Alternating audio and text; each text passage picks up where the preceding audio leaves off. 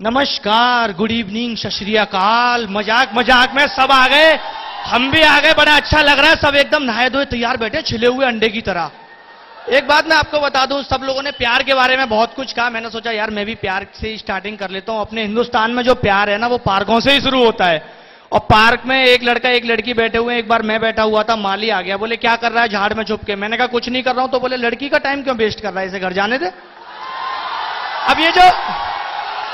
अब ये जो मोहब्बत है ना, मोहब्बत एक ऐसी चीज है, मोहब्बत अगर आसानी से मिल जाए तो जिंदगी संभल जाए। मोहब्बत अगर आसानी से मिल जाए तो जिंदगी संभल जाए। मोहब्बत अगर मिलकर बिछुड़ जाए तो जिंदगी भर का रोग लग जाए। इस प्रेम के रोग। मेरे एक दोस्त है, पड़ोस में रहते हैं, दुर्गा साहब। एकदम लीचड़ किस्म के इंसान है। इतने सुनो तो मेरी बात, इतने से पैदा हुए थे, उनके बाप ने उन्हें रुआबजा की बोतल में रखा था, स्विमिंग पूल समझ के ऐसे ऐसे तैरते रहते थे। उनकी दादी तो हंसते हंसते मर गई, बोली बहू अच्छा वाला बच्चा पैदा करती, बंदर कहां से ले आई। चिड़ियाघर में जाते हैं, बंदर हड़ताल कर देते हैं, बोले यार हमें अंदर कर रखा है, ये बाहर कैसे घूम रहा है। मैंने दुर्गा साहब से पूछ लिया, मैंने कहा दुर्गा साहब आपके कितने बहन भाई हैं। बोले मैं अकेला हूं। मैंने कहा ये कैसे। बोले यार मैं घर से बाहर खेलने ही नहीं जाता था। समझ में आ गया ना। अब दुर्गा, और सुनो तो दुर्गा साहब के 8-8 बच्चे, एक ही कमरा है। उनकी बीवी रात को चिल्लाती हैं, बोले बेटा सो जा, तेरे बाप को सुबह ऑफिस जाना है। मैंने कहा यार तुम्हारे 8-8 बच्चे करते क्या हो। बोले यही करते रहते हैं। मैंने कहा यार एक बात बताओ, तुम्हारे घर में एक ही कमरा है, पता है इनके बच्चे कैसे सोते हैं। बेड के ऊपर बेड के ऊपर बेड के ऊपर बेड लगा के सोते हैं। नीचे वाला बच्चा सुबह मां को कह रहा होता है, मां मैं आज स्कूल नहीं जाऊंगा, रात भर बारिश होती रही है। और दुर्गा, अब एक बात बताओ, देखो मेरी बात सुनो।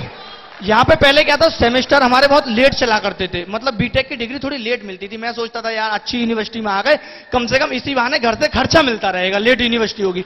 अब Atul sir, Katiyar sir, Manoj sir ने इतनी मेहनत करके सेमेस्टर को क्या है ना टाइम पे ले आए।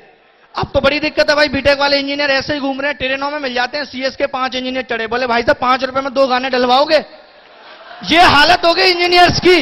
तो इसलिए मैं तो कहता हूं भाई, पढ़े लिख के क्या करना है, आखिर एक दिन सबको मरना है। 4 दिन हंसी खुशी से झीलो, अगले जन्म में फिर नर्सरी से पढ़ना है। और अब तो मेरी बात तो सुनो, अब तो नर्सरी भी नहीं रहेगी। पहले जब आप लोग पढ़े होगे तो फर्स्ट क्लास से पढ़े, फिर केजी, एलकेजी, यूकेजी, नर्सरी। अब क्या होगा, प्री बर्सरी। बच्चा जन्म से पहले ही पढ़ के आ रहा है, मां के पेट से ही एबीसीडी सीख के आ रहा है। अल्ट्रासाउंड से पढ़ाई हो रही है, बोले बेटा पढ़ो। ए बी, गुप्ता जी का बेटा पेट में 3 महीने का, ए से जेड तक सुनाता है। आपका बच्चा कल परसों में बाहर आने वाला है, ए से सी तक नहीं सुना पा रहा है, कैसे पढ़ेगा। अब क्या है ना, मां भी चिंता कर रही है, बोली यार मेरा बच्चा कैसे पढ़ पाएगा। अब जब बच्चे में आप पेट में इतना ज्यादा लोड डालोगे तो बच्चे कैसे पैदा होंगे। पहले 2.5 किलो के बच्चे पैदा होते थे, अब 100 ग्राम के पैदा हो रहे हैं बच्चे। मां पर्स में ही लिए घूमती है, आपका सोनू नहीं दिख रहा, बोले सोनू पर्स में। और दुर्गा साहब की मैं एक और बात बताऊं, इनका कोई बिजनेस तो था नहीं, इन्होंने क्या किया, डॉक्टरी सीख ली और दुकान खोल ली।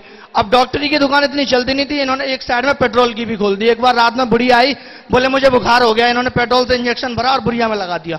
अब बुढ़िया दौड़ी चली जा रही है, ट्रैक्टर पीछे दौड़ा है, रुकी नहीं रही, क्योंकि ट्रैक्टर डीजल पे था, बुढ़िया पेट्रोल पे थी। इस तरह का माहौल है। एक बात मैं आपको बताऊं, एक माहौल क्या था कि अभी आप एम्बुलेंस को फोन करो, 1 घंटे 2 घंटे 4 घंटे नहीं आएगी। आप पिज्जा को फोन करो 10 मिनट में आ जाएगा। एक विधवा पेंशन के लिए घूम रही है, उसे नहीं मिलेगी। अब मैंने भी देखा, बजट आया तो बजट में जरूरत की सारी चीजों के रेट बढ़ा दिए गए, लेकिन जो दारू का रेट था वो कम कर दिया गया, क्योंकि दारू पे गवर्नमेंट को सबसे ज्यादा रेवेन्यू मिलता है। और इस रेवेन्यू के चक्कर में एक दिन दारू कंपलसरी कर दी जाएगी, जो नहीं पिएगा उसे पुलिस उठा के ले जाएगी। अब सोचो ऐसा माहौल में क्या होगा। 2 सहेलियां आपस में बात कर रही हैं, और अंकिता कैसी है, बोली मैं तो टुन्नू, तू बता, बोली मैं भी टाइट हूं। ऐसा माहौल आ जाएगा। अब सोचो ऐसे माहौल में जो लोग मौसम्मी का जूस पिएंगे, उन्हें लोग कितनी गंदी नजर से देखेंगे। बोले छी मौसम्मी का जूस पीता है, मर जाएगा एक दिन मौसम्मी का जूस पी पी के, बीबी बच्चे अनाथ हो जाएंगे तेरे। अब ऐसा मौसम्मी का जूस पीने वाला आदमी सही में मर गया। अब उसकी बीबी भी रो रही है मैयत पे, मना करती थी मौसम्मी का जूस मत पी, नहीं माना, अब मर गया। बच्चों को पैक बना बना के कौन देगा। अब उसकी मैयत भी बेवड़े लोग लेके जा रहे हैं, बोले राम नाम सत्य है, मुर्दा बड़ा मस्त है। अब 2 बाइक वाले आए, वो भी टूनते, उन्होंने टक्कर मार दी, मुर्दा बेचारा नीचे गिर गया। सब लोग बोले मारो मारो, बोले काहे को मारो, जो आदमी गिरा है वो तो कुछ बोल नहीं रहा है। तो और दुर्गा साहब की एक और आदत है, पता है, इन्होंने भैंस को मोबाइल खिला दिया। मैंने कहा मोबाइल क्यों खिला दिया? बोले यार जब दूध देना होता है तो मिस कॉल मार देती है। इनके बच्चे को मैंने सुबह देखा, भैंस को दूध पिला रहे हैं। मैंने यार भैंस को दूध क्यों पिला रहे हो? बोले पतला दिया था, मैंने सोचा एक चक्कर और लगवा लूं। मैंने कहा यार तीसरा मत लगवाइए वरना दही देने लगेगी।